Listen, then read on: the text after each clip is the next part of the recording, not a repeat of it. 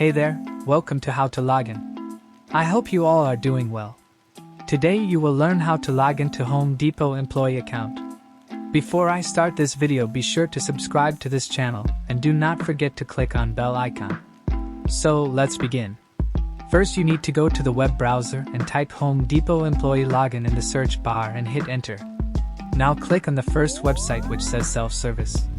You will see this page. Scroll down a bit, and as you can see here are three options. If you are a current associate of the company, then click on the first link. If you are a former associate, then click on the second link. And if you somehow forgot your password, then click on the forgot password link. Let's click on the first link as a current employee or associate. Now choose the location and enter your user ID and password and click on login. So, guys, this is how you log into Home Depot employee account.